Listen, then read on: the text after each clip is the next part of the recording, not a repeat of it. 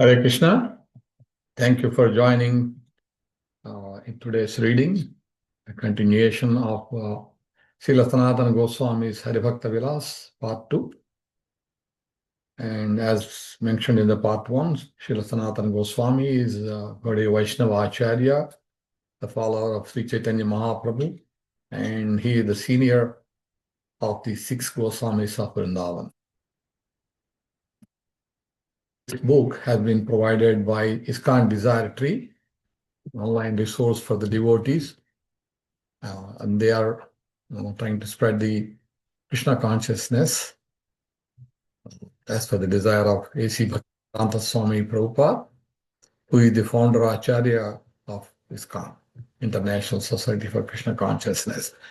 And we thank the ISKCON Desire Tree for providing online so that we all can take the benefit of reading here. So before reading, we'll offer the prayers and then we'll start our continuation.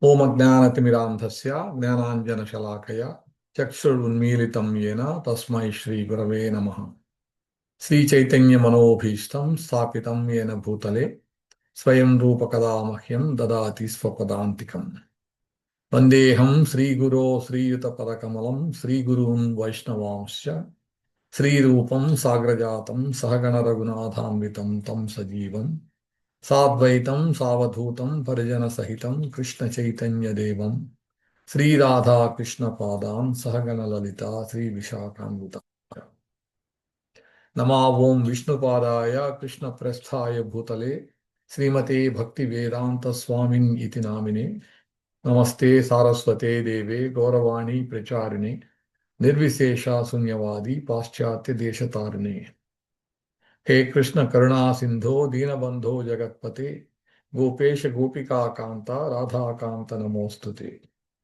Tapta Kanchana Gaurangi Radhe Vrindavaneshwari Vrishabhanusute Devi Pranamami Haripriye Vancha Kalpatarubhyascha Kripa Sindubhya Yevacha Patitanam Pavanebhyo Vaishnavebhyo Namo Namaha Sri Krishna Chaitanya Prabhu Nityananda Sri Advaita Gadadhara Sri Vasadi Gaura Bhakta Vrinda Hare Krishna Krishna Krishna Hare Hare Hare Rama Rama Rama Hare Hare. So continuing the part 2 of Srila Sanatana Goswami's Hari-bhakti-vilāsa from page number 22 onwards. From Vishnu Purana, Canto 1, Chapter 3. Sri Parashara Muni told Maitreya, O Maitreya, everything animate and inanimate, as well as the Creator, Lord Brahma, have appeared from the Supreme Lord Sri Vishnu, and their duration of life is also described. O best of the sages, 15 eye blinks, Nimesha, is equal to 1 kastha, and 30 kastha is equal to 1 kala, and 30 kalas are equal to 1 muhurta. 30 muhurtas is 1 day and night of a human being, and 30 days is 1 month, which has 2 parts, fortnights. 6 months is called 1 ayana, and 2 ayanas is equal to 1 year, where the sun travels in northern and southern hemisphere. When the sun travels in the southern hemisphere, it is the night of the demigods. And when the sun travels in the northern hemisphere, it is the day of them. Such 12,000 years of the demigods is equal to 4 yugas, Satya Yuga, Treta Yuga, Dwapara Yuga, and Kali Yuga. And each of these yugas has a different measure of years. Preceding each yuga, there is a period which is 1/4 the duration of that age. And that span of time is equal in length to the evening, Yuga Sankhya, of the age it proceeds. A single day of Lord Brahma is equal to 1,000 times the 4 yugas, Satya Yuga, Treta Yuga, Dwapara Yuga, and Kali Yuga. In 1 day of Lord Brahma, there are 14 Manus, 7 sages, demigods, Indra, Manus, and their sons, who appear as emperors, who are all created and annihilated as well. the life of one Manu is equal to about 71 times the 4 yugas in length. The calculation of 71 times the 4 yugas times 14 Manus equals 994 times 4 yugas. And in one day of Lord Brahma, there are 1000 cycles of 4 yugas. Therefore, there are 6 cycles of 4 yugas left. If these are divided into 14, then it equals 5103 celestial years. In this way, in one Manu, there are 71 cycles of 4 yugas and 5103 celestial years. According to earthly years, one Manu's life is 316,720,000 years, not more. 14 times this is the day of Lord Brahma. After this, a nimitika annihilation or naimitika annihilation of periodical annihilation takes place. At this time, the whole earthly planet, heavenly planets, and Siddha planets start burning, and all Siddhas, due to too much heat, get transferred to Janaloka. When these 3 planetary systems are annihilated, Lord Brahma goes to sleep for the same duration of time as his daytime. In this way, Lord Brahma passes his day and night, months and years, and he thus lives for 100 years. Now, Brahma has passed half of his life, and presently we are passing the second half of his life. After Lord Brahma goes to sleep and the planets are all destroyed, the Lord saves the earth, and in Lord Brahma's next day, he generates the whole creation again. After this last night time of Lord Brahma, the Lord appeared as Lord Varaha, the boar incarnation. When Dhruva Maharaja met Lord Sri Vishnu face to face, after his austerity and tapasya, the Supreme Lord narrated his past life to him, Dhruva. The Supreme Lord said, Canto 1, Chapter 12 of Vishnu Purana, O Dhruva, in your previous life, you are the son of the Brahmana. You are worshipping me in unalloyed devotion and pleased me. You are also devoted to your devoted parents and engage in your own occupational duty as a Brahmana. After some time, a very young prince became your friend, and due to enjoying the royal facilities, he was very beautiful and handsome. By his constant association and seeing his rare opulences, you developed a desire to also become a prince. Therefore, O Dhruva, you have gotten your desired goal in this life by being a prince within the dynasty of Swayambhava Manu and being born in the rare family of King Uttanapada. For anyone who has pleased me, this position, princely position, is not very significant. By worshipping me, one can be liberated at once. Now you have seen me face to face, and undoubtedly you shall receive whatever you desire, which will be the best in the 3 worlds. Some demigods live only for 4 yugas, and some live until 1 Manu. But I shall give you the duration of life of 1 day of Lord Brahma. You will live as long as the sun rays and the moon rays reach, and as long as the oceans, rivers, and mountains exist on the land called Earth. From the earthly planet, 800,000 miles is the sun globe, and from the sun globe, 800,000 miles is the moon globe, and above the moon globe, 800,000 miles are the stars and galaxies. 1,600,000 miles from the stars is Mercury. Then 1,600,000 miles from that is Venus. Beyond Venus, another 1,600 miles is Mars. Beyond Mars, another 1,600 miles is Jupiter. Above that, another 1,600 miles or 1,600,000 miles is Saturn. Above Saturn, another 800,000 miles is the 7 sages stars which look in the form of stars, like a bed. Above that, another 800,000 miles is the pole star. Above the pole star, another 800 million miles is Maharloka, where great sages like Bhrigu Bhrigu Muni reside. Above that, another 800 million miles is Janaloka, where the four sons, the four Kumaras of Brahma reside. Above that, 640 million miles. Above that is Tapaloka, where the most austere demigods live. And above that, another 960 million miles is called Satyaloka or Brahmaloka, where Lord Brahma himself resides. Quoted from the Vishnu Purana 3.3, there are many branches of the Vedic desire tree which nobody can explain. But it can be explained in essence here that in every Dwapara Yuga, Lord Sri Vishnu incarnates as Vyasadeva to benefit the whole human society by dividing the Vedas. He does this to increase the spiritual strength and realizations among human beings by dividing the Vedic literature and writing in such a way that every human being can understand. That is why the Supreme Lord Madhusudana's name is Vyasa. Presently, Vaivasvata Manu is ruling. In the reign of Vaivasvata Manu, there have been 28 Vyasadevas. In every Dwapara Yuga, he divided the Vedas into 4 parts. Their names are as follows. In the first Dwapara Yuga of Vaivasvata Manu, it was Lord Brahma himself who divided the Vedas. In the second Dwapara Yuga, Prajapati became the Vyasadeva.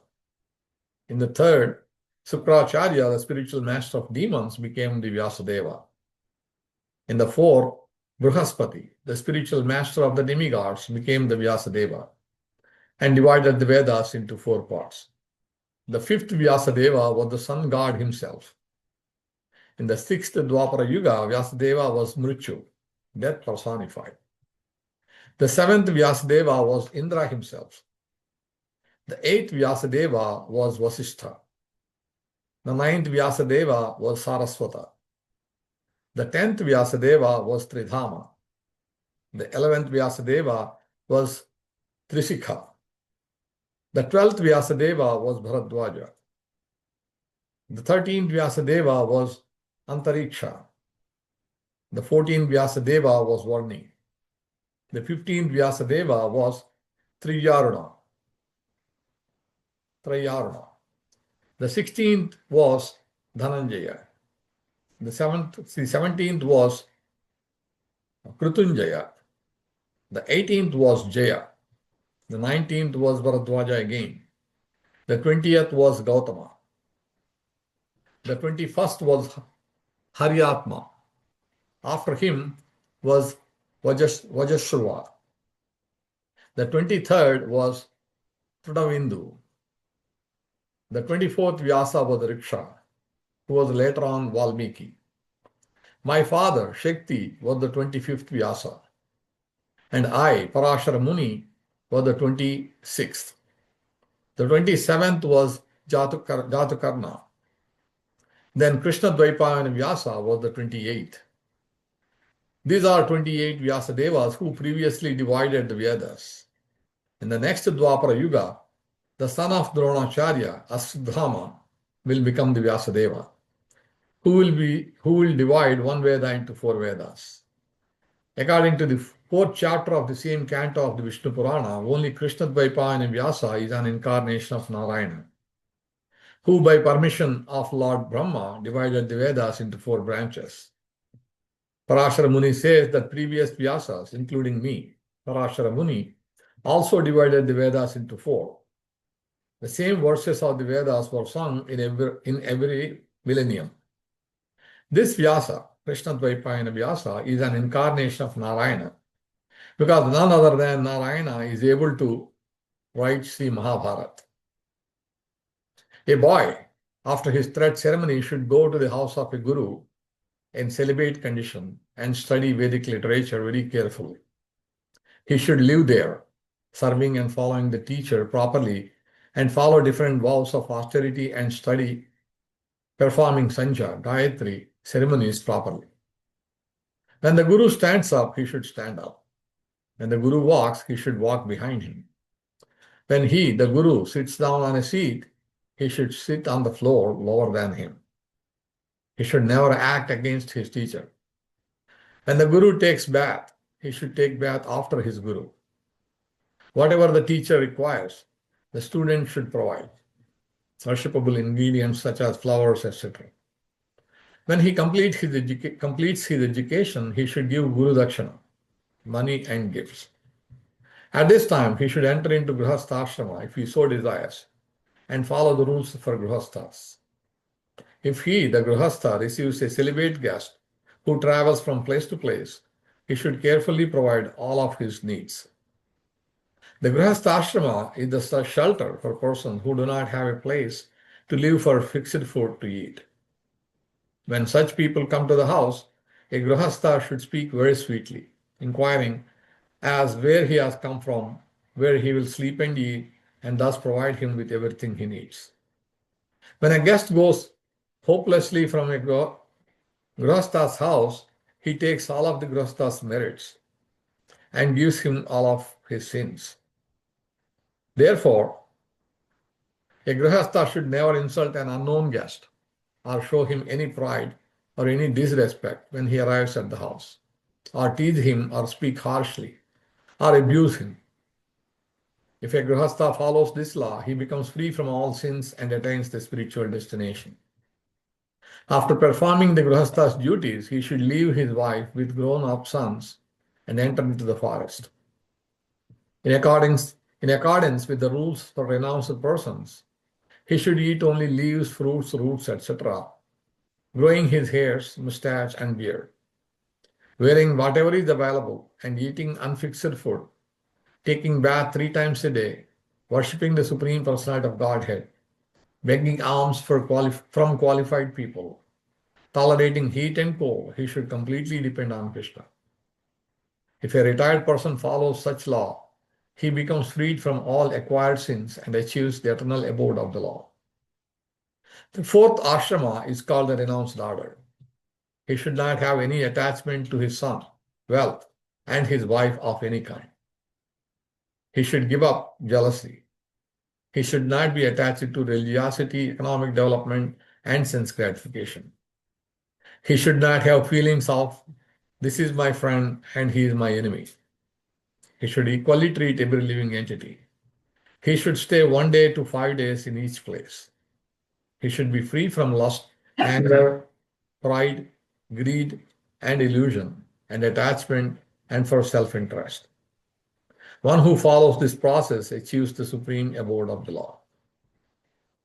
A Grihastha should carefully maintain his family. If he begets a son, after the 10th day of his birth, he should observe a name ceremony for him. Inviting at least 2 brahmanas, he should seat them facing east and feed them sumptuously. He should give the boy a masculine name, which should be the name of God, and add the last name as Sharma, Varma, etc. If he is a Brahmana, he should give his son the last name of Sharma. And if he is a Kshatriya, he should give his son the last name of Varma.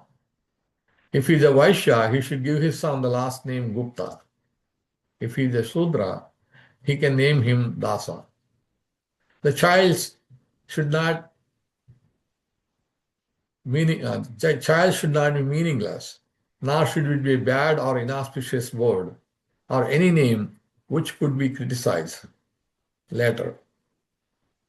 His name should be composed of an even number of letters and should have a soothing pronunciation.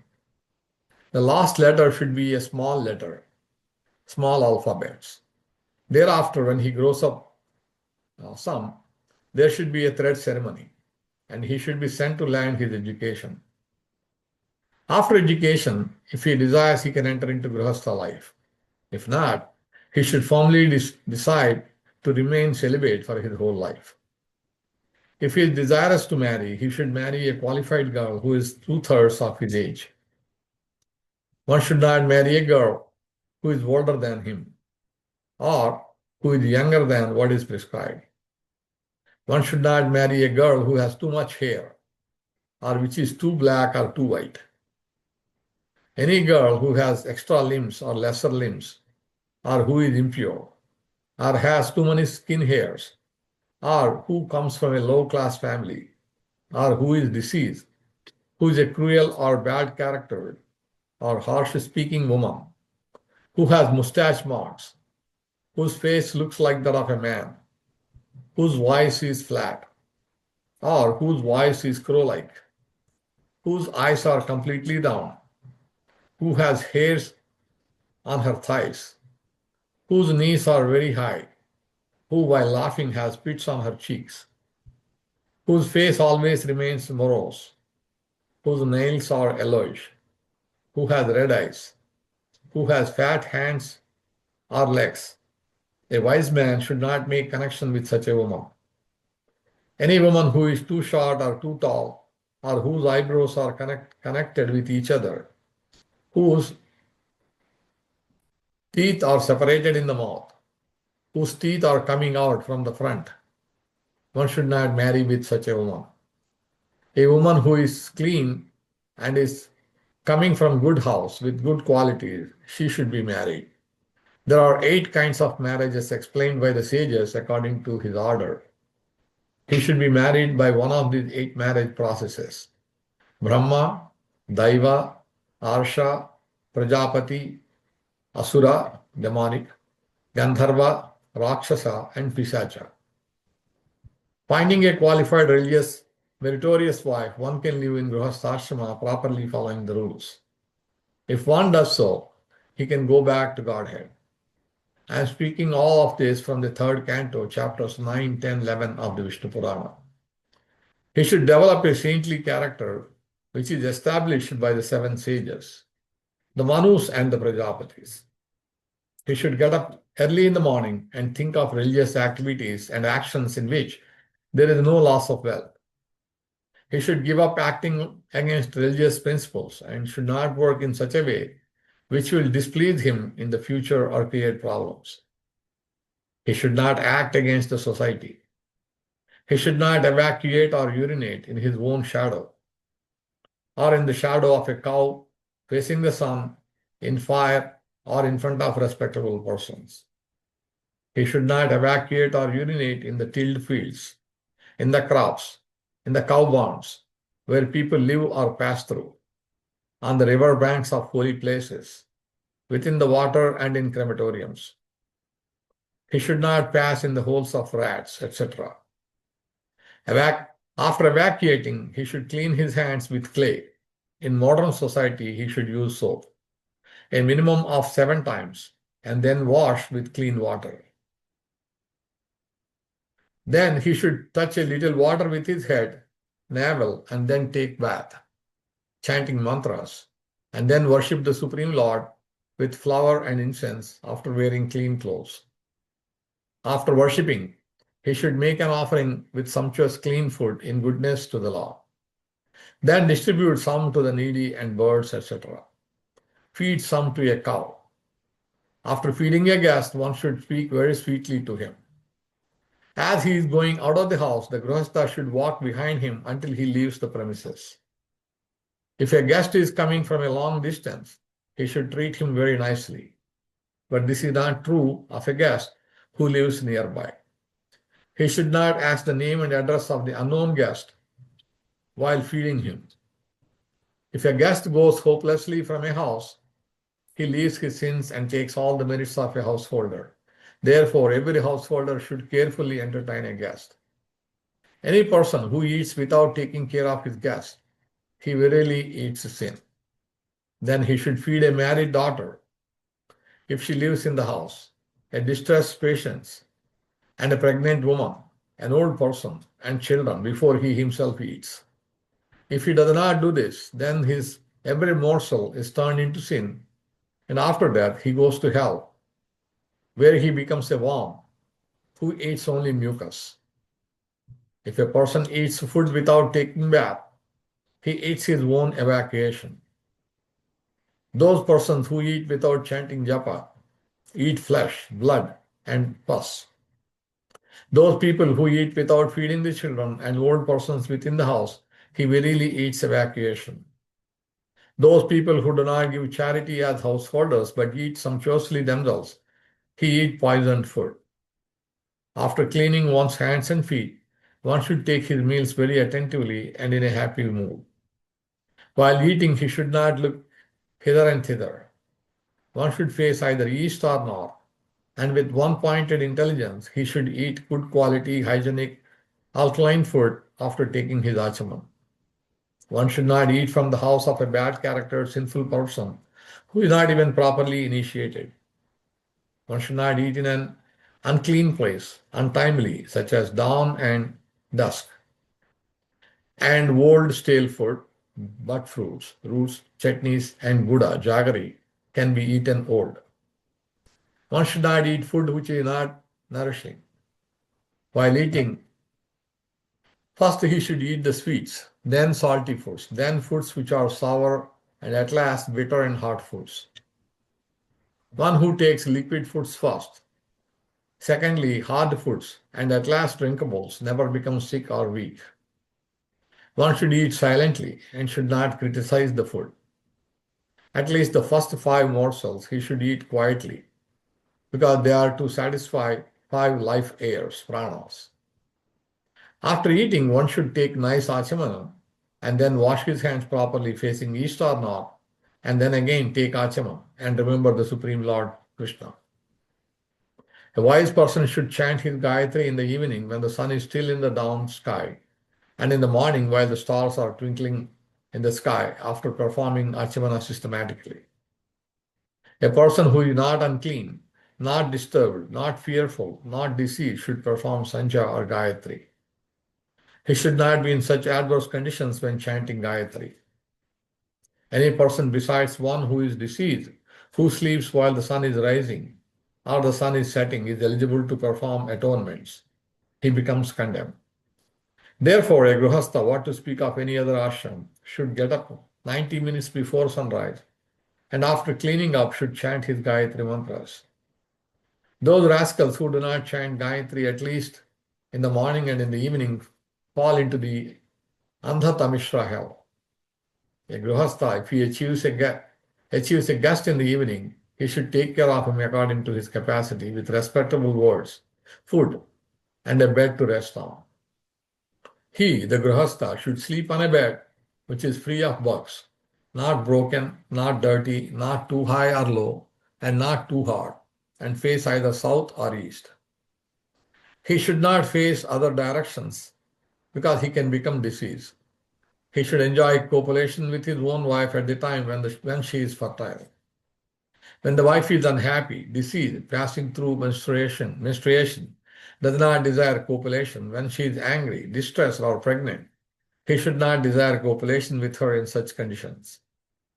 If a woman is hard-natured, is not desirous for copulation, is very hungry, has eaten too much, or if she is another's wife, he should not desire copulation with her. He should copulate with his clean wife after she bathes, and is she wearing flowers and scents and is in excited condition. After eating too much food or in hungry condition, one should not copulate even with his own wife. One who enjoys his own wife on the 14th day of the waxing or waning moon, on the 8th day of the waxing or waning moons, and on the dark moon nights and full moon day, and when the sun travels in the zodiac, he falls in the hell, which is filled with stool and urine, because these are auspicious days when one should engage in spiritual functions, chanting japa, etc. One should not copulate in the cow barns. One should not have sex through any part of the body where one is not supposed to have sex, after using medicated ointments, in the house of a Brahmana, in the temple, or in the place of the spiritual master. Under a tree, in the courtyard, in a holy place, in the animal barn, at the road crossings, in the crematorium, in the garden, or within the water, one should not enjoy copulation. Early in the morning or in the evening, dawn and dusk, when the urge for evacuation or urination is felt, one should not have sex. If one enjoys sex on the auspicious days, he loses money. If one enjoys in the daytime, he becomes sinful. If one enjoys a woman on the bare earth, he becomes diseased. If one enjoys a woman in the water, he achieves inauspiciousness. One should not even talk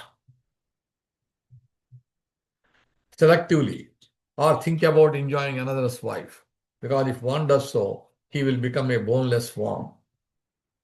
Attachment to another's wife takes away happiness from this world and the next. In this world, his duration of life is decreased, and after death, he falls into a ferocious hell. Therefore, understanding this, a wise man should be careful, avoid associating with another's wife and with even his own wife when she is not fertile. Especially if he is very excited sexually, then he should only enjoy his own wife when she is fertile. A householder should not usurp anybody else's well. He should not speak any unsweet or unpleasant words. One should not lie sweetly. He should not find faults in others. He should not make enemy of others' wives or anyone else. He should not climb on rejected and criticizable carriers, donkeys, cows, and bulls. A wise grihastha should not associate with those people who are criticized by the society, who are fallen or mad.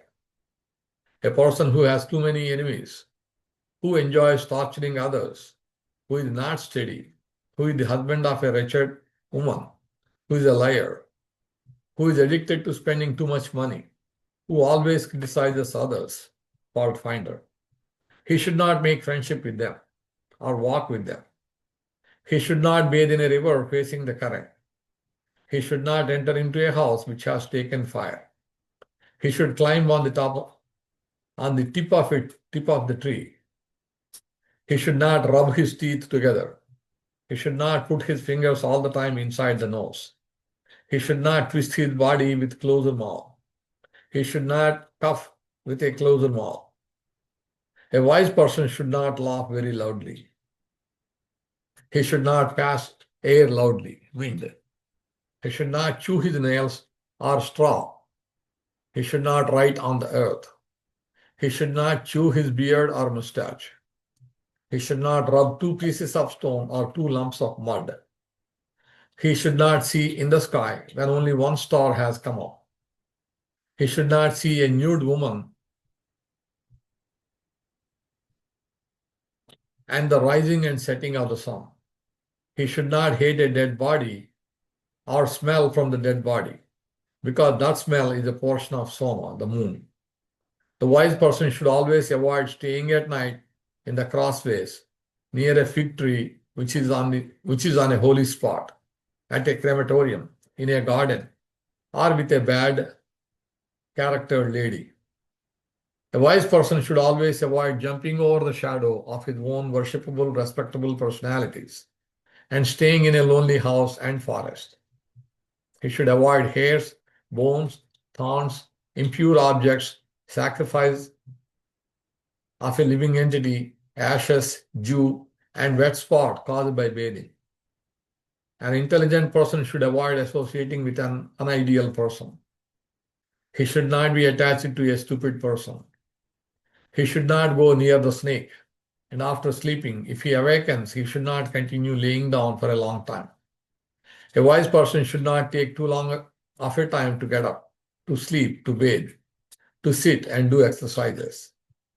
A wise person should give up the animals which have sharp teeth, horns and dew, and should not face the blowing wind and strong sun. He should not take bath with a nude body, and sleep nude, and take achaman in a nude body. He should not keep his sikha untied to worship Krishna. He should not chant japa, perform sacrifice, worship the Supreme Lord, or take achaman while wearing only one piece of cloth. He should not stay with a doubtful person, a person whose character is questionable.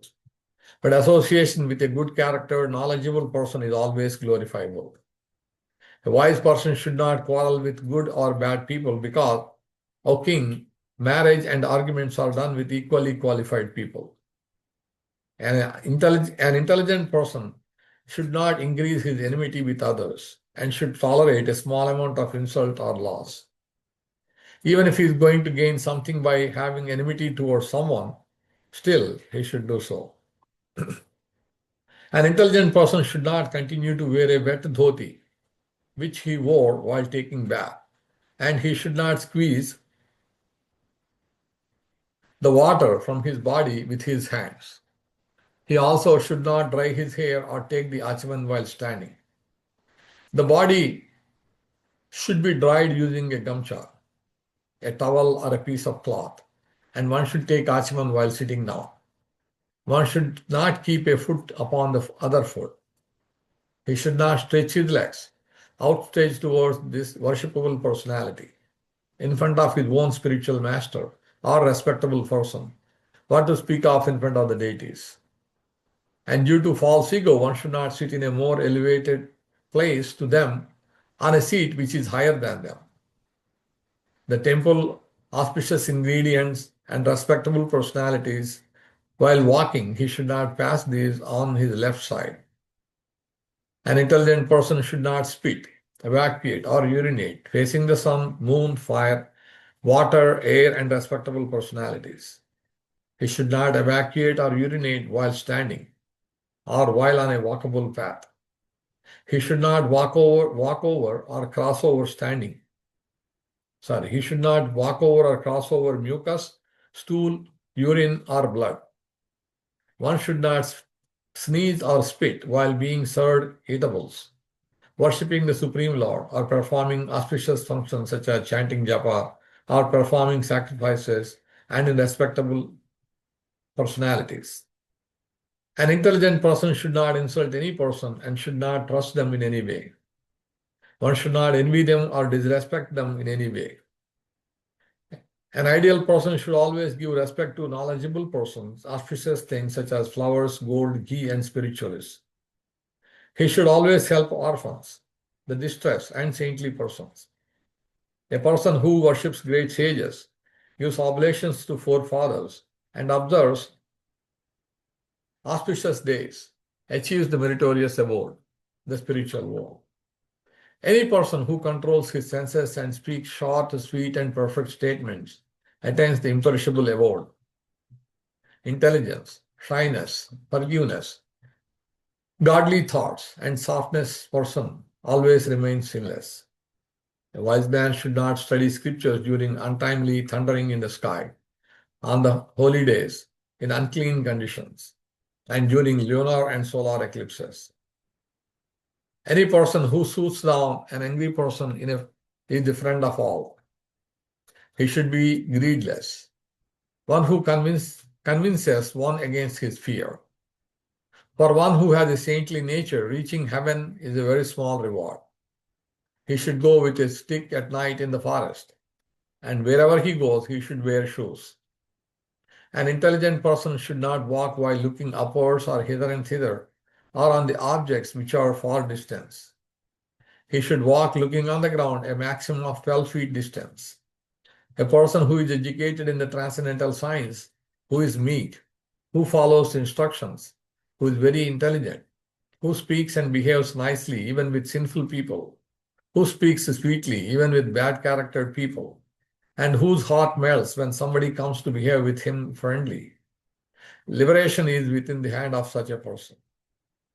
The whole earth is maintained due to these people who are free from lust, anger, greed, and envy, and who always following Vedic instructions. An intelligent person should always speak such kind of truth that is pleasing to others. If he notices that by speaking the truth, some certain persons feel unhappy, he should remain silent. Even if he finds that by speaking sweet words to others will attain loss, then he should not say these things. In that condition, he should say only what will be beneficial to him, even if that statement is not very sweet. An intelligent and wise person should act in such a way that every living entity will be benefited in this world and after that in the next world. He should engage his mind, words, and actions in that way. Canto 3, Chapter 13. Intelligent people should bathe the dead body very nicely and decorate it with flower garlands properly and take it outside the village and burn it in the crematorium area, and then take bath in complete clothes, facing in the southern direction. He should then offer some water to that dead person, stating his own name and dynasty, Gotra. Every day until the house becomes purified, he should eat only boiled rice without any dal or vegetables.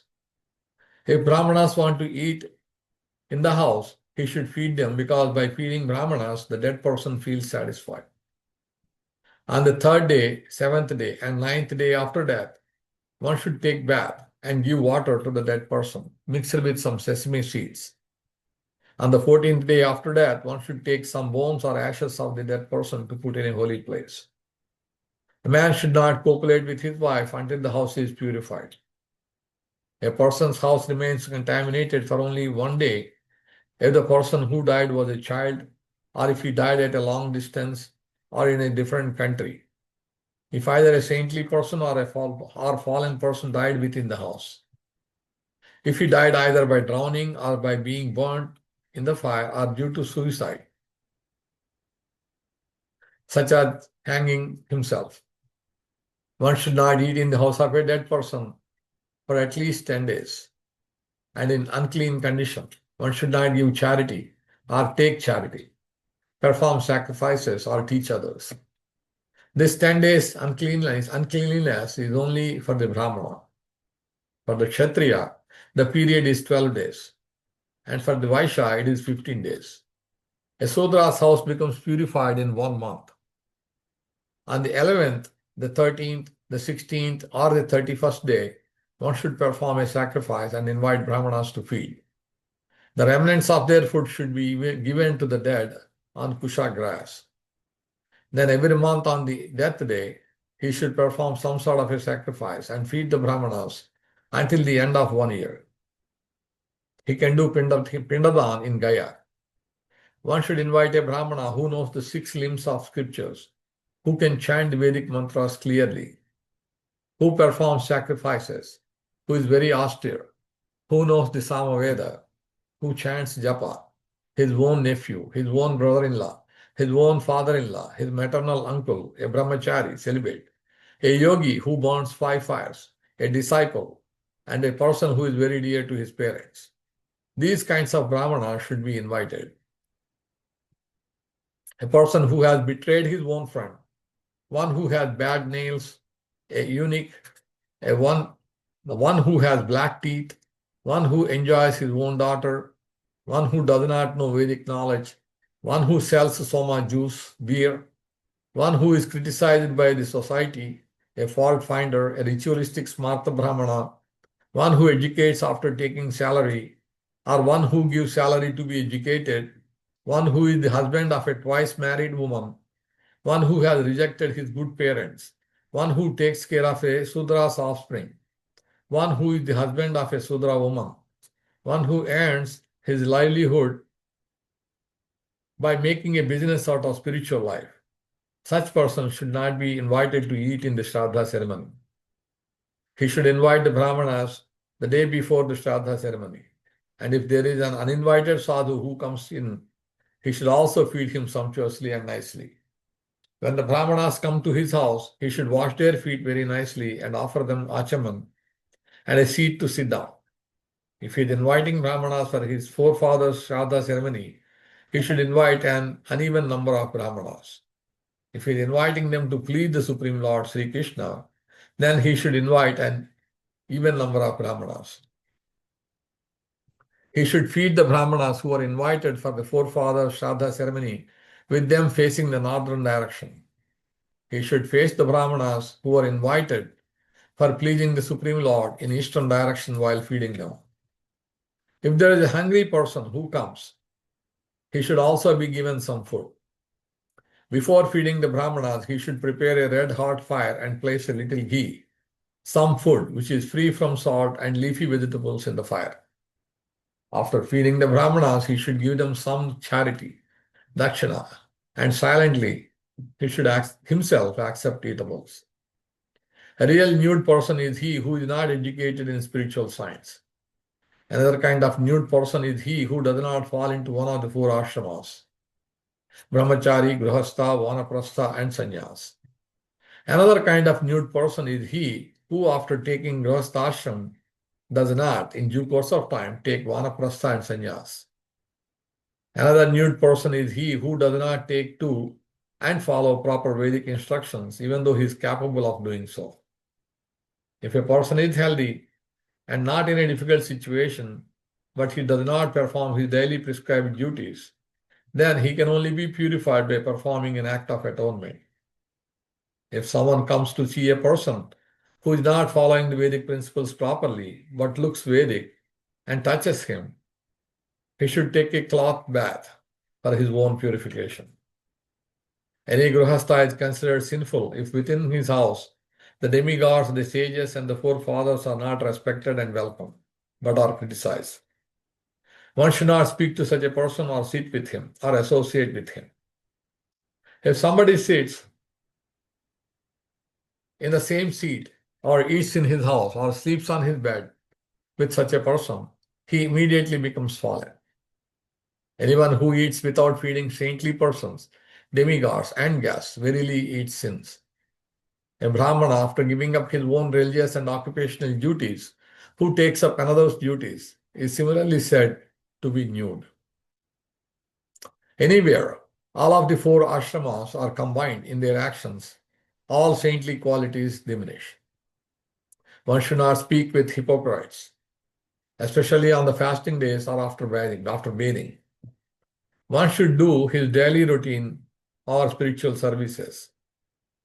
If any person sees a house where there is no daily routine done for at least 1 month, then he should see the sun for his own purification. Just by associating with hypocrites, by speaking with them, sitting with them, etc., one becomes sinful.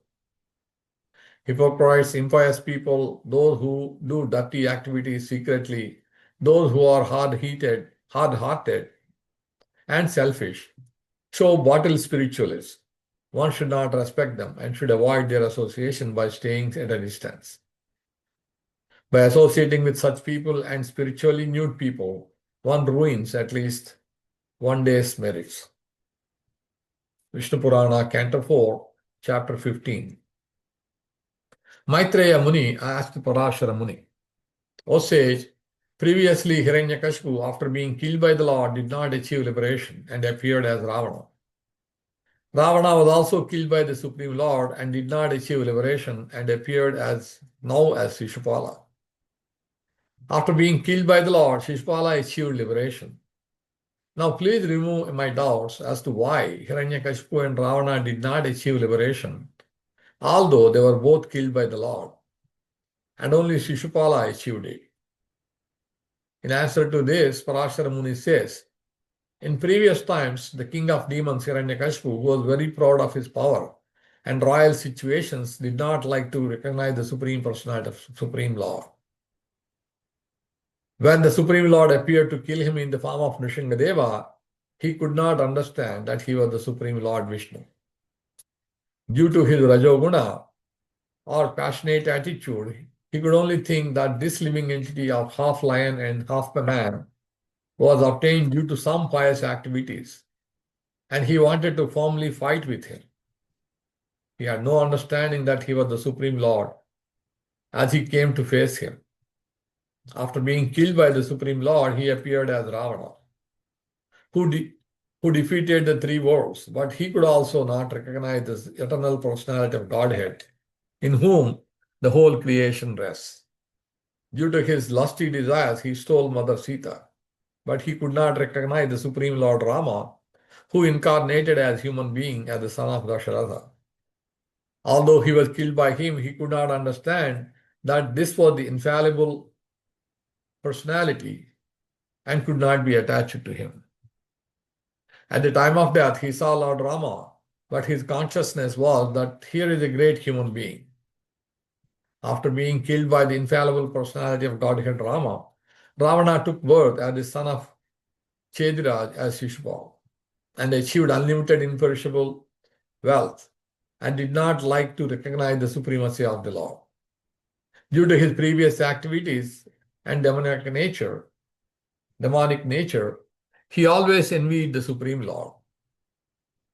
He always liked to criticize him and disrespect him in every way. But he would recite different names of the Supreme Lord, which took place due to his transcendental pastimes. He would always remember the lotus-eyed personality of Godhead, who wears yellowish garments, who has a nice crown on his head bedecked with a peacock feather, who wears a nice garland, who has 4 long arms, holding a conch shell, disc, a club, and lotus flower, and who has a transcendental form. At the time of moving, at the time of eating, bathing, sitting, and sleeping, he always thought of this kind of form. He would always abuse him. While abusing the Lord, he would pronounce the transcendental names of the Supreme Lord and remember them in his mind and heart. He would always think of the form of the Lord holding a disc in his hand and coming to kill him. Because he was thinking in this way, when he was killed by the Supreme Lord, he attained liberation. When the living entity falls in the womb of a woman, he suffers many different ways due to being bitten by different entities like worms, etc., and lying in stool, urine, pus, blood, etc. When the mother eats different kinds of pungent, sour, or hot kinds of foodstuffs, he sometimes becomes unconscious. Sometimes he experiences many kinds of pains, but is unable to cry out, helplessly lying there. Certainly, when the time is complete, he is pushed out by the air, and he takes birth and experiences many kinds of miseries. In childhood, he always remains in ignorance, not knowing where he has come from, why he is here, and who he is, where he will go after death, what is his real identity, why he is tied in the clutches of this material world, what is the reason of being tied in the fangs of material nature, who has sent him in this world, what he should do to get out, what is the real occupation, what is the artificial religious principles, occupational duty, what to accept and what to reject, what is good for him and what is bad for him. In this way, he remains misguided. When he grows into youth, he gets married, produces children, gets a job, personality, he engages in different kinds of sinful activities and suffers. He forgets that whatever he does now, he will have to suffer for later. Because he is unable to control his senses, he accumulates many kinds of sins. While he is lording over the material nature and selfishly enjoying at the cost of others' misery and breaking Vedic principles, he passes his youth. After the youth, when dwindling stage comes, he experiences some real memories and thus grieves for a long time, considering how he has acted improperly. He lives within the family with grown-up children who do not follow his instructions. Sometimes his demands are not fulfilled by them. When he grows completely old, he cannot see properly with his eyes. He cannot eat properly without teeth.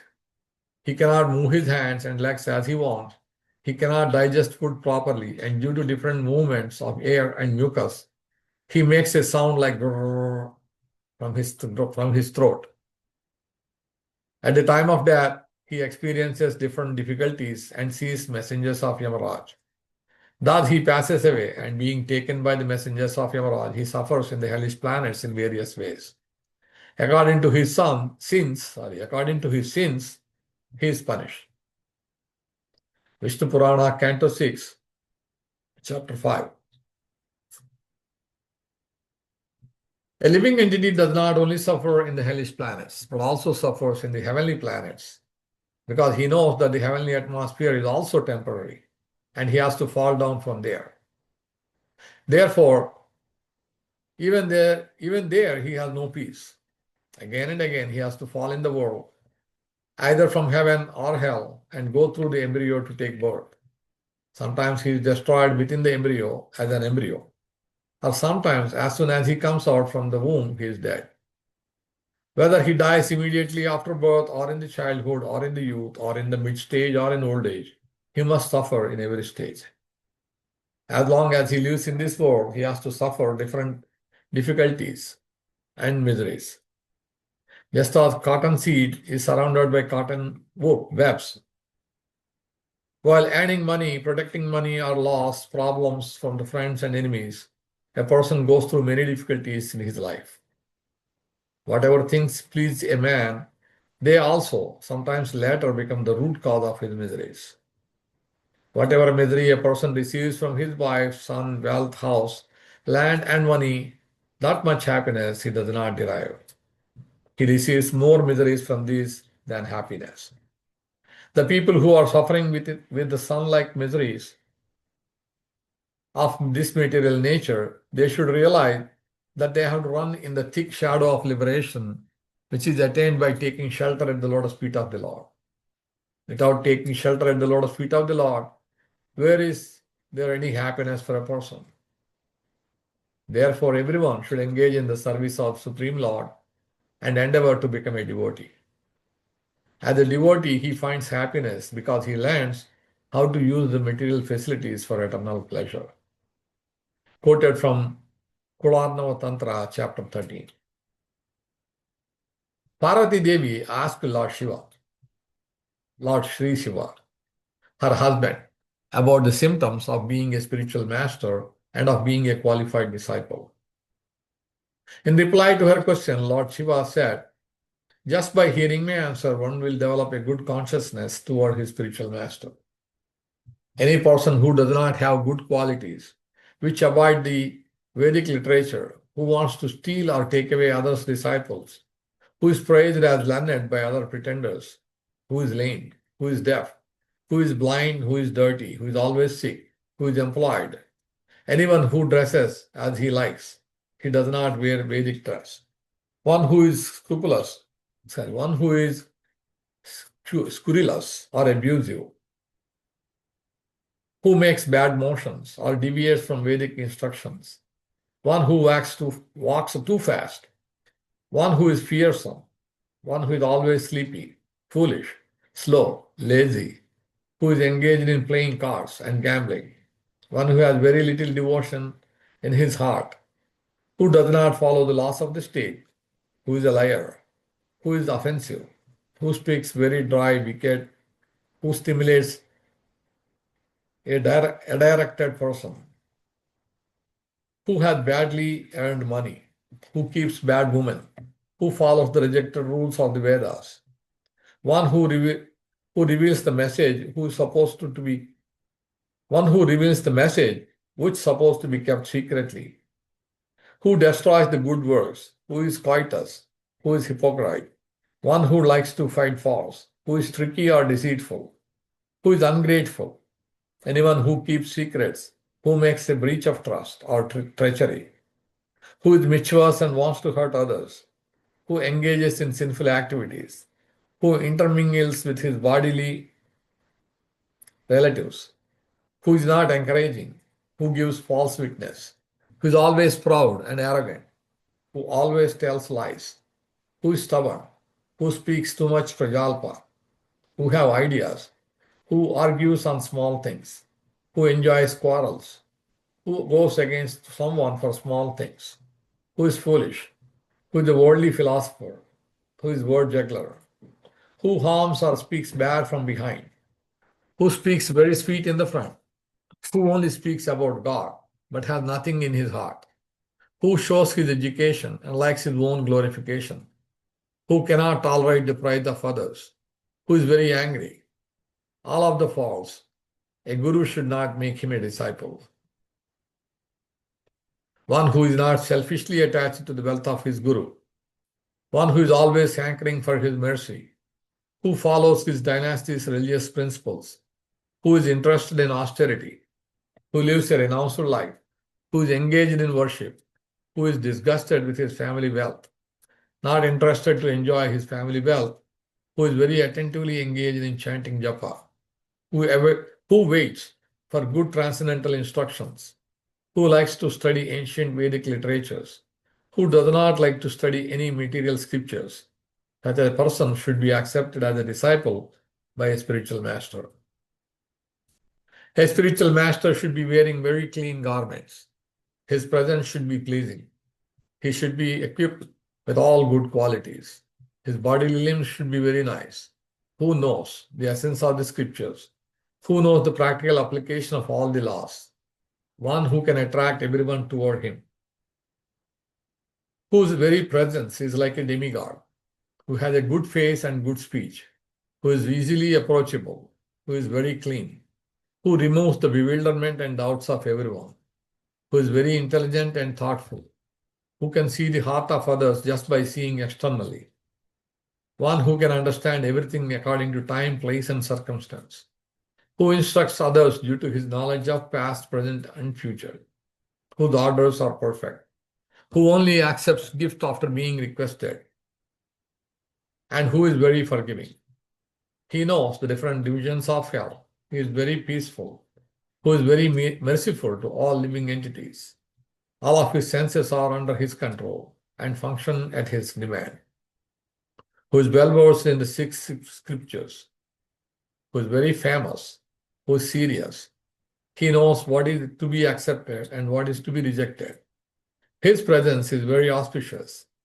He is equal in qualification to Lord Shiva and Lord Vishnu, who is very saintly, who abides by the instructions of Manu Maharaj, who is free from false ego, who is completely satisfied, who has transcendental strength of philosophy, who likes to associate with true saintly persons, who is sober, who is very kind, who is a sweet and very satisfying speaker, who is loving to the devotees, who has equal vision, who is thoughtful and deep in knowledge, who is learned and follows the virtuous rules, who is superior in everything, who is a godly spiritual master. He is the best in the bunch. He only wants as much as is required to live daily. He is attached to spiritual instructions. He does not criticize others. By words, he is not envious. He is not fearful. He is not quarrelsome. He is not arrogant or proud. He is free from all this. He takes the vow from following his own learning from the spiritual master. He shows the path of transcendence and knowledge. Whatever is available, he is satisfied with it. He can see the difference between good qualities and bad. He is not attached to women and wealth. He is free from bad association and sense gratification. He is free, I, me, mine, false ego. He is free from duality. He is not greedy. His association is not bad. He does not take sides. He is very thoughtful. He is equipped with the wealth of spiritual education. He does not sell the mantras or education. He is free from material association. He is not compromising in Vedic instructions. He has decided his goal. He is very religious. He is not disturbed by praise and criticism. He does not depend on anyone. He is independent. He follows rules and regulations. If he has all of these qualities, he is said to be the spiritual master. Oh dear one, Parvati. One should worship such a spiritual master with devotion, which can award liberation after a perfect life in this world, because such a spiritual master is directly equal to the Supreme Personality of Godhead, who incarnates in this world to direct the living entities to the spiritual world. Therefore, the Supreme Lord protects the surrendered souls in the form of the spiritual master. Those who are implicated with sin see the spiritual master as a human being. Those who are meritorious see the spiritual master as equal to God. Although the spiritual master is the Supreme Personality of Survivor of Godhead, who stands in front of the eyes of a person, those who are unlucky are unable to see such a personality, just like an owl cannot see the shining sun even during the day. If the spiritual master did not appear in this world, then how could the living entity attain spiritual ecstasy while in this world and reach the spiritual world and attain liberation? The merciful Lord, in order to help the living entity, has come to show his mercy in the form of the spiritual master in every step of the living entity. By initiating the living entity, he shows the path of liberation. The Lord accepts the worship of the living entity in the form of Vishnu or Krishna. In the form of the spiritual master, he shows how to cut the shackles of material existence, of birth and death, because he shows the essence of Vedic instructions and sows the seed of devotion in the heart of a living entity. He reminds him about the Supreme Lord. One who does not avoid the Varnashrama system in his functions in this world. He is very austere, is said to be a guru. One whose mind is steady, whose vision is clear, who is happy by seeing others happy, One who knows what to do and what not to do in either the sleeping condition, dreaming condition, or in the awake condition. What to do and what not to do properly. He is said to be a spiritual master. One who can talk about the Supreme Personality of Godhead and who guides everyone to satisfy and please the senses of the Supreme Personality of Godhead. Such a spiritual master should be served by a disciple, not others who are show bottles or pretenders. One should respect such a spiritual master who can remove the fear of fearful people who are frightened with the material existence. According to my Lord Shiva's opinion, he is said to be a spiritual master who fasts properly and establishes such laws to others. One who is always happy, one who can describe the process for liberation very quickly. Such a spiritual master should be understood to be rarely achievable, who can liberate one from this material ocean. A spiritual master who can give the disciple the encouragement and daringness to walk on the spiritual path is said to be a rare spiritual master. It is a rare spiritual master who can quickly convince others with his conviction. He can very easily satisfy everyone. He can instruct everyone on transcendental knowledge. Such a spiritual master is very rare. Just as one lit lamp can light another lamp, in that very way, a realized spiritual master can impart this knowledge in others. Just as a hungry person becomes satisfied by eating eatables, in that very way, any person with realized knowledge can impart knowledge to others. Such a spiritual master is said to be very rare. There are many gurus or spiritual masters, just as there are many lamps in each house. But that spiritual master is said to be rare, who is like a sun and is the source of all lamps. There are many spiritual masters who are expert in scriptural knowledge, but that spiritual master is rare who is expert in the essence of knowledge of the personality of Godhead. There are many spiritual masters who are austere yogis, but that spiritual master is rare who can use self-realization to others. There are many spiritual masters who can give mantras in the name of medicine, but it is a rare guru who imparts a mantra which is the essence of all the scriptural instructions and shastras. There are many spiritual masters who are ready to usurp the wealth of their disciples, but he is a rare spiritual master who is able to remove the misery of his disciples. Just as butter gets burnt in contact with fire, in that very way, sins are destroyed in association with a true spiritual master. Just as fire burns dry wood into ashes, in that very way, by the glance of this true spiritual master, the sins of a disciple are immediately destroyed. Devotees whose minds are completely purified are addressed as unalloyed devotees.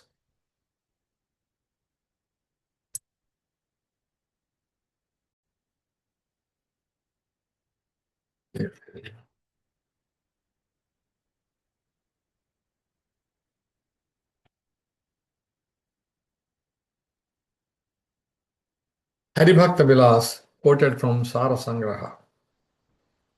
Tad vijnanardham sagurum yeva abhigachet tamit panihi srotriyam brahmanishtam acharyavan purusho veda. Mundaka Upanishad 122, Chandogya 6:14-2, quoted in Hari-bhakti-vilāsa 135. It is said in the Vedic scriptures that to understand the Supreme Lord and transcendental science, a dedicated soul with folded hands should approach a spiritual master, Acharya, who is expert in Vedic literatures, who is coming in disciplic succession and completely fixed in transcendental realization. Naisha tarkena matir apaneya prokta, anyena eva sugnanaya prestha. Katha Upanishad 1-9. To achieve the topmost transcendental knowledge, a person, rather than engaging his intelligence and personal abilities in argument or following false paths, he should approach a bona fide spiritual master to attain wonderful transcendental knowledge from him. Paricharya Yasholabha Lipsu Sishad Gurur Nahi Kripa Sindhu Tusham Purna Sarvam Satopakaraha Satopa Karkaha Nishpruhaha Sarvataha Siddhaha Sarva Vidya Visharadaha, Sarva Samshaya Sancheta Analasho Guru Afruta. Hari-bhakti-vilāsa 145 and 146, quoted from the Vishnu Smriti. A person who is desirous of obtaining wealth, fame, or service from others is not qualified to become a guru. But one who is an ocean of mercy, or one who feels pain by seeing others in distress, one who is engaged in the welfare of others, one who is free from the desire for sense gratification, one who is merciful to all living entities, one who has achieved liberation in all kinds of knowledge, one who removes all doubts of his followers, and one who is free from all kinds of laziness is qualified as a spiritual master. Mahabhagavata Sreshto Brahmano Vai Gurur Nunam Sarvesham Eva Lokanam Asau Pujo Yadha Harihi. Hari-bhakti-vilāsa 153, quoted from the Padma Purana. It is found in the Padma Purana that the topmost Mahabhagavata devotee, pure devotee, who is engaged in the occupational duty of a Vaishnava continuously, who is expert in glorifying the Supreme Personality of Godhead, Bhagavan, one who is a Brahmana, wise-born, is able to become the spiritual master for all mankind. Such a Brahmana is equally worshipable as Lord Hari among men. Mahakula Prashutopi Sarva Yagneshu Dikshita Sahasram Sakadhyati Cha Na Guruhu Syat Avaishnava. Hari-bhakti-vilāsa 154, quoted from the Padma Purana. Even if one is a famous Brahmana, born in a high-class family, who is expert in performing sacrifices, who has achieved a Vedic education, and who is well-versed in Vedic instructions in 1,000 Vedic scriptures, if he is not a Vaishnava, he is unable to become a spiritual master. Gruhita Vishnu Diksha ko Vishnu Puja Paro Naraha Vaishnavo Abhihito Abhigner Itarosmad Avaishnava. Hari-bhakti-vilāsa 155, quoted from the Padma Purana. A person who is initiated in Vishnu mantras and who is expert in worshipping Lord Vishnu, such a person is known as a Vaishnava. Besides this, everyone else is an Avaishnava. The symptoms of an unqualified guru. Bhagvasi Dirghasutricha Vishaya Adishu Lolupa Hetuvada Rato Dushto Avagvadi Guna Nindakaha Aroma Bahuromacha Nindita Ashrama Sevakaha Kaladanto Sita Ushthascha Durgandhi Swasava Vahakaha Dushta Lakshana Sampanno Yadyapi Swayam Ishvara Bahu Pratigraha Asakta Acharya Sri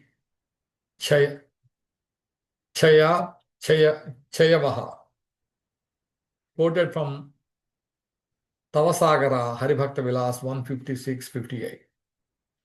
One who eats too much, one who is very slow, one who is hankering for sense gratification, one who is argumentative in untrue subjects, one who is wicked, vicious, one who speaks unspeakable language, one who speaks about the sins of others, one who criticizes the good qualifications of others, one who has no hairs or skin holes on the body, and one who has too many hairs or skin holes on the body, one who follows the lower class spiritual orders, one who has black feet, one who has black lips, one who has bad breath, one who has bad character, one who desires to gain more money even if he has sufficient funds.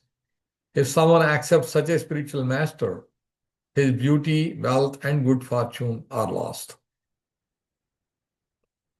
The symptoms of a disciple. Kamakrotha parityasi bhaktasya gurupadayoh devata pravanaha kayamanova adbhir divanisham. Hari-bhakti-vilāsa 160, quoted from Mantra Muktavali. A person who is free from lust and anger, who is completely devoted to the lotus feet of his spiritual master, who is mentally dedicated to the demigods, and who is devoted to the Supreme Lord with mind, body, and words, day and night, such a person is qualified to be a disciple.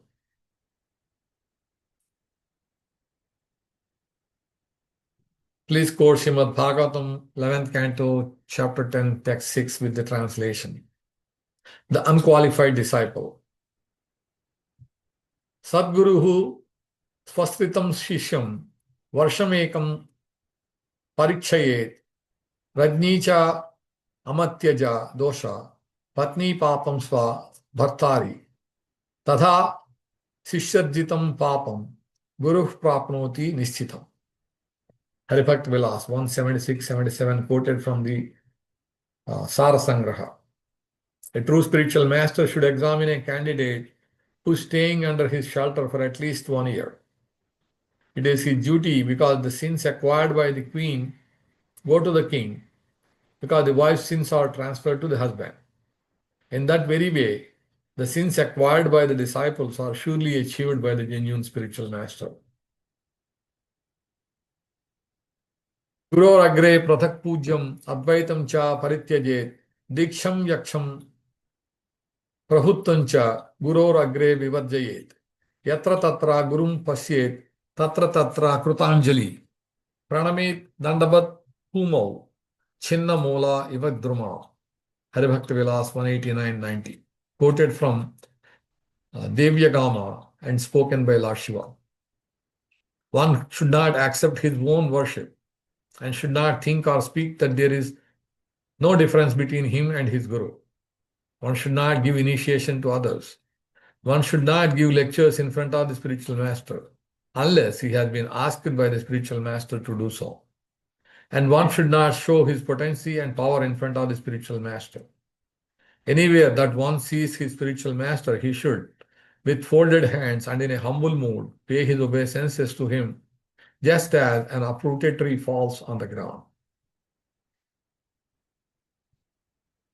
Yatha tadha yatra tatra na grahaniyacha kevalam abhaktya na gurur nama grahaniyacha yatatmavam pranava sri stato nama vishnu shabdat anantaram padashabda sametam cha natamurdhanjali yutaha. Hari-bhakti-vilāsa 194-95 quoted from the Narada Pancharatra. One should not speak in the name of his own spiritual master everywhere. One should not speak the original name of his spiritual master without using a respectable title with it.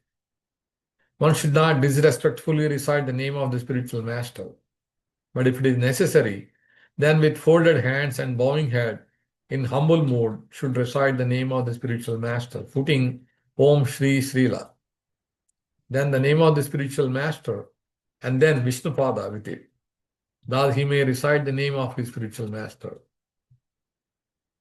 Vasudevam parityajya yonyadevam upasate tyakta amrutam sa mudhatma bhunte halahalam visham. Hari-bhakti-vilāsa 112 quoted from Skanda Purana. In the conversation between Narada Muni and Lord Brahma, anyone who gives up the worship of Vasudeva, the son of Vasudeva, and worship other demigods, he is like a person who gives up the nectar and drinks the greatest snake poison. Yastu Narayanam Devam Brahma Rudradi Daivataha Samatve Naiva Viksheta Sapashandi Bhave Sada. Hari-bhakti-vilāsa 117 quoted from Vaishnava Tantra. Any person who thinks or sees Lord Brahma, Rudra, Indra and other demigods equal to Lord Narayana, he is certainly a hypocritical spiritualist. Adikshitasya vamoru krutam sarva nirardhakam pashuyonim abapnoti diksha virahito pinanaha. Hari-bhakti-vilāsa 2.6 quoted from Vishnu Yamala. For a person who is not properly initiated, all of his activities become fruitless. Such an uninitiated person can take birth in the animal kingdom in the future. Ato Guru Pranamyetam Sarvasvam Vinivejya cha Griniyat Vaishnavam Mantram Diksha Purvam Vidhanataha. Hari-bhakti-vilāsa 210, quoted from the Vishnu Nataha. Therefore, after paying proper obeisances to the spiritual master and offering him everything according to rules and regulations, one should accept initiation and mantras from him. Yatha kanchanatam yati kasham rasa vidhanataha tadha diksha vidhanena dijatvam jayate nrunam. Hari-bhakti-vilāsa 212, quoted from the Tattva Satasagara. A bell metal is turned into gold when mixed with mercury in an alchemical process. So in that very way, by the process of proper initiation by a bona fide spiritual master, a person becomes a Brahmana. Mantra arambhastu chaitreshyat samasta purushadhataha vaishake ratna labhaha shad jaisthe marnam dhruvam asadhe bandhunashashat purnayuhu sravane bhavet prajajanasho bhavet bhadre ashvine ratna sanchayaha kartike mantra siddhi syat margashirshe tada bhavet paushestu shatrupida syat makhe medhavi vardhanam palgune sarva kamasyor mala masum parityajet. Hari-bhakti-vilāsa 2:17-19, quoted from Gautamiya Tantra. In Gautamiya Tantra, it is stated that one who accepts initiation in Chaitra achieves the 4 objects of human life: religiosity, economic development, sense gratification, and liberation. In Vaishak, he achieves all kinds of wealth. In Jyestha, he certainly achieves death. In Ashada, some relatives die. In Shravana, he attains an increase in his duration of life. In Bhadra, his offspring die. In Ashvinan, he collects wealth. In Kartik, he achieves perfection in chanting of his received mantra. In Pusha, he receives torture from his enemies. In Magha, he receives an increase of intelligence. In Falguna, he achieves his ultimate goal. But the extra month is rejected for such process. Pravau Gurau Tatha Somi Kartavyam Buddha Sukrayo. Hari-bhakti-vilāsa 222, quoted from the Skanda Purana. The pure days when the initiation should be accepted are Sunday, Thursday, Monday, Wednesday, Friday. Rohini Shravana Ardra cha Dhanishta cha Uttaratrayaha Posham Shatavishascha Ivadiksha Nakshatra Muchyate. Hari-bhakti-vilāsa 223, quoted from the Narada Tantra. The purified constellation days are Rohini, Shravana, Ardra, Dhanishta, Swati, Vishakha, Hasta, Jyestha, and 3 Uttaras. One should accept initiation on these constellation days. Purnima Panchami Chaiva, Dvitiya Saptami Tadha, Trayodashi Cha Dashami, Prashastha, Sarva Kamada. Hari-bhakti-vilāsa 226, quoted from Sara Sangraha. The full moon day, the 5th day, the 2nd day, the 7th day, the 13th day, and the 10th day of the fortnight are the best to accept initiation. If one accepts initiation on these days, all of one's desires are fulfilled. Sulagna Chandra Taradi, Balam Atra Sadaivahi, Labdhotra Mantro Dirghayu Sampat, Santati Vardhanaha. Hari-bhakti-vilāsa 229, quoted from the Rudra Yamala. For accepting initiation, one should always check auspicious moments, the position of the moon, and constellations. Accepting initiation at the most auspicious places of pilgrimage increases one's duration of devotional life, wealth, of spiritual realization, and number of followers. The process of initiation with mantras.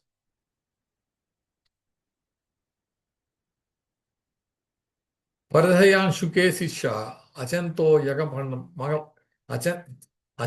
yagamandape gatva bhaktya gurum natva guror asita dakshine. Hari-bhakti-vilāsa 2:127. A disciple, after taking his bath, wearing very clean and nice clothes with a nice chadar, purifying himself by accepting achaman, with devotion to the Supreme Personality of Godhead, paying his long obeisances at the Lord's feet of the spiritual master many times, should sit down with folded hands facing his spiritual master. Nyasapani talam murthin tasya karne cha dakshine rishyadi yuktam vidhivam mantram varatrayam vadet. Dirgha mantram cha sishyasya yavadagrahana grahanama yavadagrahana pathet gurudaivata mantraikyam shishyastam bhavayan pathet. Hari-bhakti-vilāsa 2:131, 130 and 131. Thereafter, holding the head of the disciple with both of his hands, the spiritual master should recite the mantras in the disciple's right ear systematically. Following the process of great sages, he should recite this mantra 3 times. If the mantra is very long and difficult, then he should carry on reciting it again and again until the disciple has practiced it. The disciple should at that moment think the spiritual master, demigods, and the mantra which he is receiving are equally respectable. Samantro na upadeshtabhyo vaktavyascha nasansadi gopaniyam tatha shastram rakshaniyam siriravat. Hari-bhakti-vilāsa 2:136, quoted from Narada Pancharatra. A disciple, after receiving the genuine mantra from his spiritual master, should not reveal it to others. Similarly, he should keep the subjects of Vedic literatures like the Srimad Bhagavatam secret, and he should protect them as much as he protects his own body. Praptam aitanad Vishnu sirasa pranato vahet nikshipet ambhasi tato napatet avanau tatha. Hari-bhakti-vilāsa 2:138, quoted from Narada Pancharatra. If he obtains a garland or ornament from the temple of Lord Vishnu, he should accept it and wear it upon his neck with bowing head. Thereafter, he should throw it in the water. He should not bury it or throw it on the earth. Yai krutacha guro ninda vibho shastrasya narada napitai saha vaktavyam va kadhanchana. Hari-bhakti-vilāsa 2:141, quoted from the Narada Pancharatra. O Narada, under no circumstances should one associate with or talk with a person who criticizes the spiritual master, the Supreme Personality of Godhead, and the Vedic scriptures. Ekadasyam nacha ashniyat pakshayor ubhayorapi jagaram nishi kurvita visesha achayet vibhum. Hari-bhakti-vilāsa 2:146, quoted from the Pancharatramtara. One should not eat anything on the Ekadashis of both fortnights. One should remain awake overnight on Ekadashi and specifically worship the Supreme Personality of Godhead and chant his holy names. Gopayed devatam ishtam gopayed gurum atmanaha gopayed cha nijam mantram gopayed nijamalikam. Hari-bhakti-vilāsa 2:147, quoted from the Samohana Tantra. One should keep secret his own worshipable Lord. He should keep secret the name of his own spiritual master. He should keep secret his own mantra that he received, and he should always hide his own japamala, chanting beads. Naninded brahmanam devan vishnum brahmanam evacha rudram adityam agnim cha lokapalam grahanstatha vanded vaishnavam chapi purusham purvadikshitam. Hari-bhakti-vilāsa 2:21. One should pay obeisances and offer respects to a Brahmana, the demigods, Vishnu, the personalities of Godhead, Lord Brahma, Rudra, Lord Shiva, Surya, the sun god, Agni, fire god, Lokapalas, the presiding deities of this world, the 9 planets, and the devotees, Vaishnavas, who are already initiated and should never criticize them either. Bhattavya Satanam Vishnur, Vismartavyo na Jatichit, Sarve Vidhi Nishedashu, Sarve Vidhi Nishedas Shur, Etayore Eva Kinkara. Hari-bhakti-vilāsa 347, quoted from the Garuda Purana. Krishna is the origin of Vishnu. He should always be remembered and not forgotten at any time. All of the rules and prohibitions mentioned in the Shastra should be the servants of these 2 principles. Apavitra pavitro sarvavasthan gatopiva yasmare pundarikacham savakya abhyantara suchihi. Hari-bhakti-vilāsa 347, quoted from the Hari-bhakti-vilāsa. 347 quoted from the Garuda Purana spoken by Narada Muni and from the Vishnu Dharma spoken by Pulaksharasi.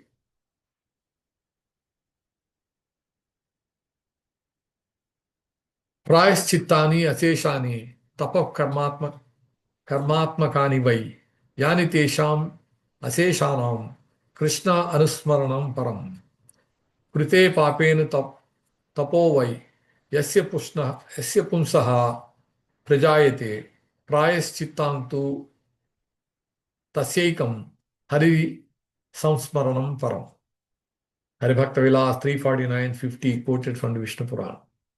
Among all atonements such as austerity, charity, japa, silent chanting, and fasting, the remembrance of Lord Sri Krishna is the topmost. The atonement to remove sinful activities is the only way. But remembering Lord Hari is the topmost atonement to remove sin. Karmana manasa vacha yakruta papa sanchaha sopyasesha chayam yati smrutva krishnangri pankajam. Hari-bhakti-vilāsa 355 quoted from the Brahma Vaivarta Purana. Anyone who has accumulated sins by actions, mind and words, those sins are removed only by remembering the Supreme Personality of Godhead, Lord Sri Krishna. Sakrun Manak Krishna Padara Vindayor Niveshitam Tadgunaragi Eriha Nate Yamam Pasha Bhrutascha Tadbhatam Swapnepi Apashyanticha Chirna Nishkrutaha. Srimad Bhagavatam 6.1.19. Even if a person has not fully realized Krishna, he becomes completely free from all sinful reaction by accepting the true method of atonement, full surrender at his lotus feet. Even in dreams, such surrendered souls do not see Yamaraj or his carriers, who are equipped with ropes to bind the sinful. Labhastesham jayastesham kudastesham parabhavaha esham indivarashyamo hridayastha janardanaha. Hari-bhakti-vilāsa 362, quoted from the Pandava Gita. The blue lotus colored Supreme Personality of Godhead in the form of Shama Sundara, in whoever's heart he resides. Vedeshu yagneshu tapassu chaiva daneshu tirtheshu vratassu chaiva ishteshu purteshu chayat pradishtam nrinam smrite tat phalam achyutecha. Hari-bhakti-vilāsa 363 quoted from the Skanda Purana. Whatever merit is gained by performing sacrifice, performing austerities, giving charity, going to the place of pilgrimage, fasting, following the scriptural rules and regulations, and building water ponds and gardens is all attained by one who remembers the Supreme Personality of Godhead, Lord Sri Krishna. Yasya smarana matrena janma samsara bandhanat vimuchyate namastasmai Vishnave Praha Vishnave. Hari-bhakti-vilāsa 371 quoted from the Skanda Purana. Just by remembering the all-influential, powerful Lord Sri Vishnu, one's connection within this world of repeated birth and death is completely cut. To such a personality of Godhead, I pay my obeisances. Tadaiva Purusho Mukto Janma Dukkha Jaradibhi Bhaktyatu Parayanonam Yada Iva Smarate Harim. Hari-bhakti-vilāsa quoted from Parashara in the Skanda Purana.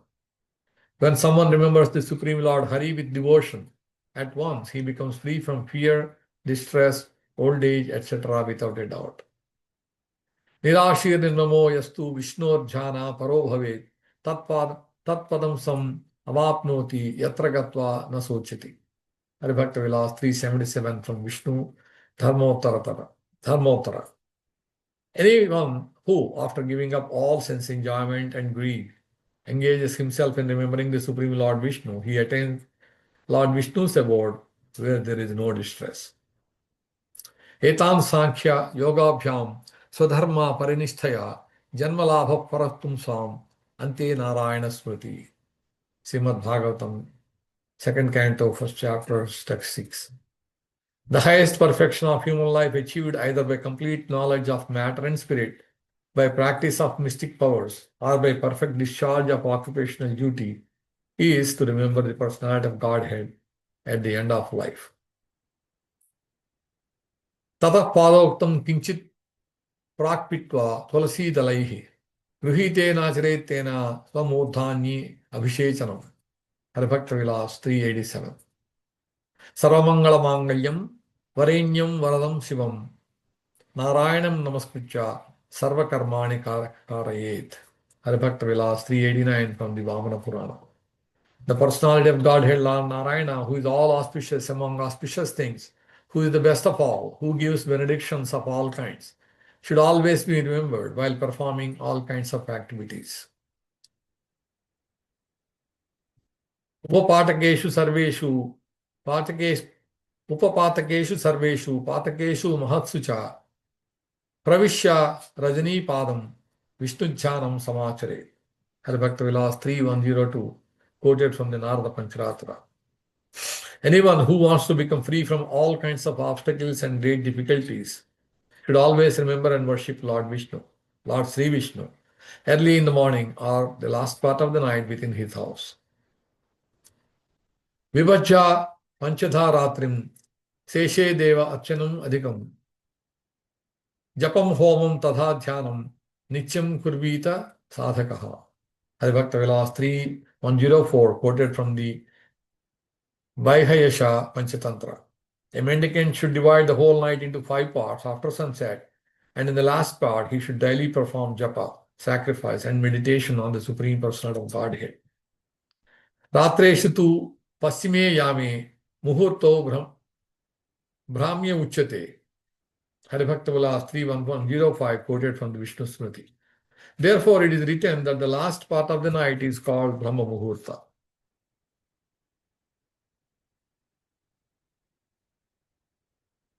Nakruste sasya madhye va govraje janasamsadi navartmani nanajya adi tirtheshu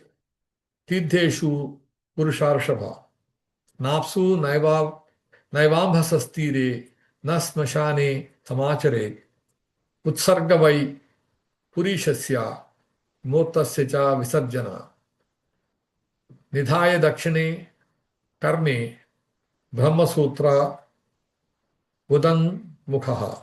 Hari-bhakti-vilāsa 3, 160, 161, 164, quoted from the Vishnu Purana and Vyasa Gita. One should not pass stool and urine on the tilled agricultural land, in the middle of the growing crops, in the cow barn, in the midst of habitation, in the path or alleys, or in the river banks, in the water, nearby water, and at the crematorium.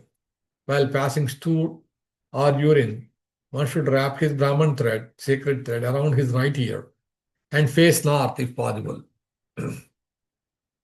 Karnopaviti udango paktro devase sanjayorapi vinmutre visrujen mauni nishayam dakshana mukhaha. Hari-bhakti-vilāsa 3168 from the Skanda Puran, Kasi Khanda. After putting the Brahman thread on the right ear in the daytime and in the evening, one should face in the northern direction, and at night in the southern direction. One should remain silent while passing stool and urine.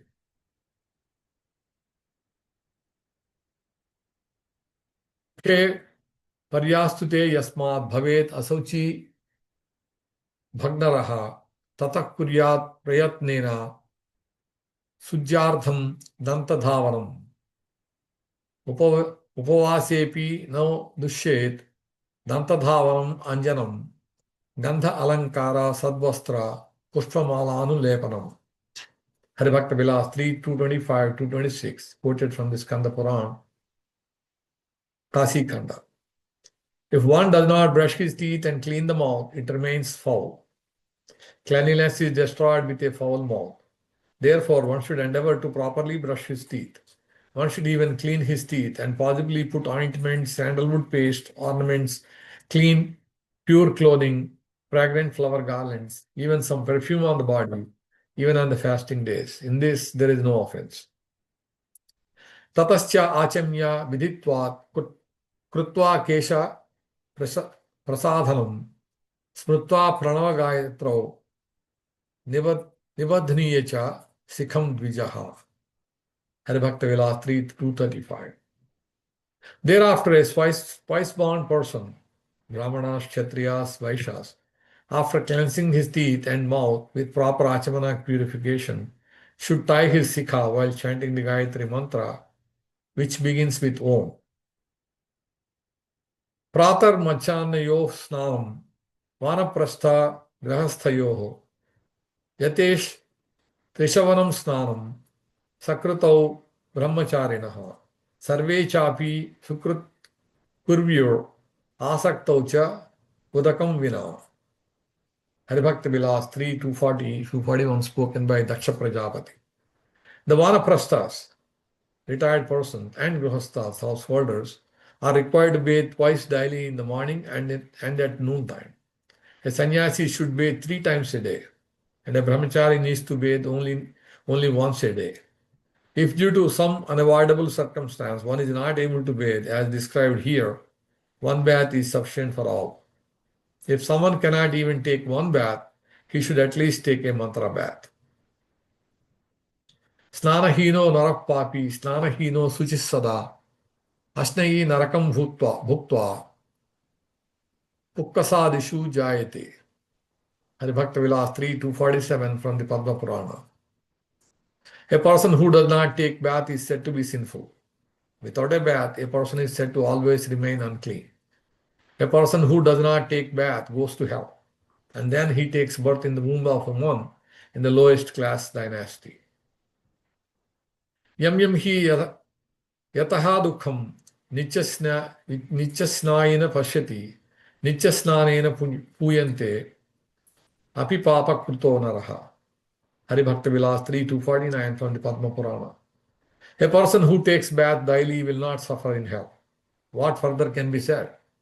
Even a sinful person becomes purified by taking a bath daily. Duswapnam dustachinta cha bandhya bhavati sarvada pratasnana visuddhanam purushanam visham-varaha. Hari-bhakti-vilāsa 3, 252 from the Padma Purana. Anyone who takes a morning bath properly never experiences horrifying dreams and dirty anxiety. Utsaha medha saubhagya rupa sampat pravartakam mana prashanata hetuhu pratah snanam prashasyate. Hari-bhakti-vilāsa 3, 257 from Kasi Khanda. One who takes bath early in the morning achieves enthusiasm, intelligence, good fortune, good beauty, wealth, and happiness of mind. Therefore, bathing in the morning is glorified. Guroh padavudakam putra tirthakoti falapradam viprapadodaka klinam yasya tisthati vainaraha tasya bhagiradi snam ahanyahani jayate. Hari-bhakti-vilāsa 3, 282, 283 from the Padma Purana. O son, the water which washes the feet of the pure spiritual master is equal to the water of 10 million places of pilgrimage.